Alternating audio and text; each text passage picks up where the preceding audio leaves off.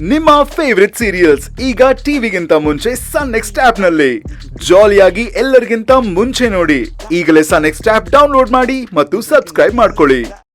ಏನೋ ನಿಮ್ ಟೈಮ್ ಚೆನ್ನಾಗಿತ್ತು, ನಾನು ಕರೆಕ್ಟ್ ಟೈಮಿಗೆ ಬಂದೆ. ಸ್ಟಿಚ್ ಮಾಡಕ್ ಮುಂಚೆ ಬಟ್ಟೆಗಳನ್ನ ಉಳಿಸ್ದೆ. ಇನ್ಮೇಲೆ ಏನಾದ್ರೂ ಈ ತರ ಆದ್ರೆ ನಾನು ಈ ರೀತಿ ಮಾತಾಡಲ್ಲ, ಎಚ್ಚರಿಕೆ ಇರ್ಲಿ.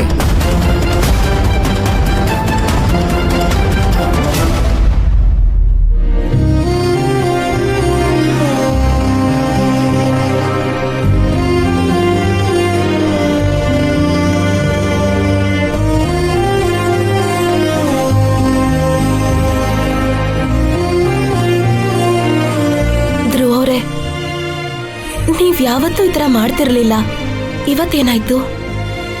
ಮೈನಾ, ಇದೊಂದು ಸಣ್ಣ ಮಿಸ್ಟೇಕ್ ಅಷ್ಟೇ. ಧ್ರುವನ್ ಮೇಲಿನ ಕೋಪಕ್ಕೆ ಅವ್ರು ಹಿಂಗೆಲ್ಲ ಮಾತಾಡ್ಬಿಟ್ಟು ಹೋಗ್ತಾ ಇದಾರೆ ಬಿಡು. ಆನಂದ, ಇದನ್ನ ನೀಟಾಗಿ ಫಾಲೋ ಮಾಡ್ಕೊಂಡು ಎಲ್ರಿಗೂ ಕೆಟ್ಟಲ್ಲ ಕೊಟ್ಬಿಡು.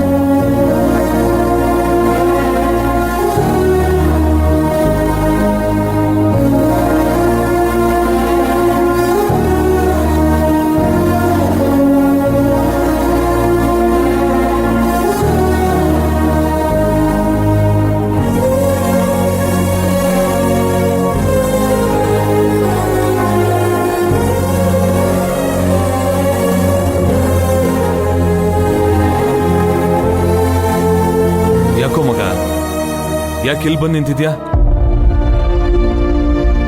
ಏನಿಲ್ಲ, ನೀನ್ ಕೆಳಗೆ ಹೋಗು, ನಾನು ಸ್ವಲ್ಪ ಹೊತ್ತಿದ್ದು ಬರ್ತೀನಿ. ಧ್ರುವ, ನನ್ಗೆ ಅರ್ಥ ಆಗುತ್ತೆ ಕಣೋ. ಮೈನಿನ ಪರಿಸ್ಥಿತಿನ ನೆನೆಸ್ಕೊಂಡು ಬರ್ತಾ ಬರ್ತಾ ನಿನ್ನ ಮನಸ್ಥಿತಿನ ನೀನೇ ಹಾಳು ಮಾಡ್ಕೊಂತಿದ್ಯಾ. ನಮ್ ಎಲ್ರಿಗಿಂತ ಅಷ್ಟೇ ಯಾಕೆ, ಮೈನಿನ್ಗಿಂತ ಅವಳ ಬಗ್ಗೆ ಜಾಸ್ತಿ ಯೋಚನೆ ಮಾಡಿ ನೀನೇ ಸಂಕಟ ಪಡ್ತಿದ್ಯಾ. ಇಷ್ಟೊಂದೆಲ್ಲ ಯೋಚನೆ ಮಾಡಿದ್ರೆ ಇಲ್ಲೇನು ಬದಲಾಗೋದಿಲ್ಲ ಧ್ರುವ. ಮೊದ್ಲು ಆ ಬೈರನ್ ಬಗ್ಗೆ ಕಂಡುಹಿಡಿಬೇಕು, ಅವನ್ ಎಲ್ಲಿದ್ದಾನೆ ಅನ್ನೋದನ್ನ ಹುಡುಕ್ಬೇಕು. ಅದನ್ ಮಾಡ್ದೆ ಏನೂ ಆಗೋದಿಲ್ಲ. ಒಂದ್ ಕೆಲ್ಸ ಮಾಡು, ನೀನು ಮೈನನ್ಗೆ ತಿಳಿಸಿ ಹೇಳಿ ಅವಳಿಗೆ ಸಮಾಧಾನ ಮಾಡು. ನೀವಿಬ್ರು ಮುಂಚೆ ಹೇಗಿದ್ರು ಹಾಗಿರೋದಕ್ಕೆ ಏನ್ ಮಾಡ್ಬೇಕು ಅದ್ರ ಬಗ್ಗೆ ಯೋಚನೆ ಮಾಡು. ಇದ್ರಲ್ಲಿ ಯೋಚನೆ ಮಾಡೋದೇನೋ ಇದೆ. ಮೈನನೇ ನನ್ನ ಸರ್ವಸ್ವ ಅಂತ ನಾನು ನಿರ್ಧಾರ ಮಾಡಾಗಿದೆ, ಅದ್ರಲ್ಲೇನು ಬದಲಾವಣೆ ಇಲ್ಲ. ಆದ್ರೆ ನನಗೆ ಪ್ರಾಬ್ಲಮ್ ಆಗಿರೋದು ಮೈನಾನು ಮತ್ತೆ ನಮ್ಮಮ್ಮ ಒಬ್ರಿಗೊಬ್ರು ವಿರುದ್ಧವಾಗಿ ಬದಲಾಗ್ಬಿಟ್ಟಿದಾರೋ. ನಾನೇನ್ ಮಾಡೋದು ಗೊತ್ತಾಗ್ತಿಲ್ಲ. ಇದೇ ದೊಡ್ಡ ಸಮಸ್ಯೆ ಆಗೋಗಿದೆ. ಅದ್ರಲ್ಲಿ ಬೇರೆ ಮುಂಚೆ ನಮ್ಮಮ್ಮ ಏನಾದ್ರೂ ಹೇಳ್ಬೇಕಾದ್ರೆ ನೇರವಾಗಿ ಹೇಳೋರು, ಮೈನಾ ಈ ಮನೆಗೆ ಆಗಲ್ಲ. ನಾನು ಅವ್ರ ಹತ್ರ ನೇರವಾಗಿ ಮಾತಾಡ್ಬೋದಿತ್ತು. ಆದ್ರೆ ಈಗ ನನಗೆ ಗೊತ್ತಿಲ್ದಂಗೆ ನನ್ನ ಹಿಂದೆ ಏನೋ ನಡೀತಿದ್ಯೋ. ನಮ್ಮಮ್ಮ ಇಂಡೈರೆಕ್ಟ್ ಆಗಿ ಏನೋ ಮಾಡ್ತಾ ಇದಾರೆ ಅಂತ ಅನ್ನಿಸ್ತಾ ಇದೆ. ನನಗೊಂದು ಅರ್ಥ ಆಗ್ತಾ ಇಲ್ಲ. ಲೇ ಧ್ರುವ, ಏನೋ ಮಾತಾಡ್ತಿದ್ಯಾ? ನೀನ್ ನಮ್ಮನ್ ಬಗ್ಗೆ ಈ ತರ ಎಲ್ಲ ಮಾತಾಡ್ಬೇಡ ಕಣೋ. ಹೌದು ಕಣೋ, ಇದ್ದಕ್ಕಿದ್ದ ಹಾಗೆ ತುಳಸಿನ ನೋಡೋದಕ್ಕೆ ಗಂಡಿನ ಕಡೆಯವರು ನಮ್ಮನೆಗೆ ಬಂದಿದ್ದಾರೆ.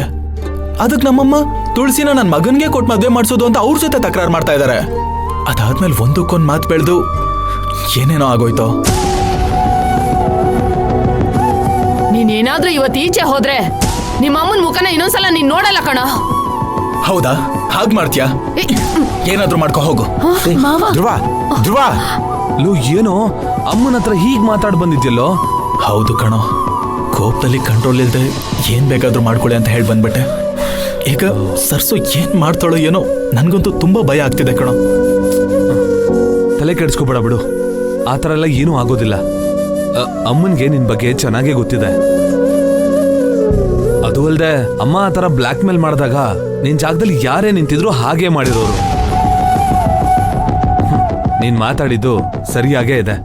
ಅಮ್ಮ ತಿರ್ಗಾ ನಿನಗೆ ಬ್ಲ್ಯಾಕ್ ಮೇಲ್ ಮಾಡೋದಕ್ಕೆ ಬರೋದಿಲ್ಲ.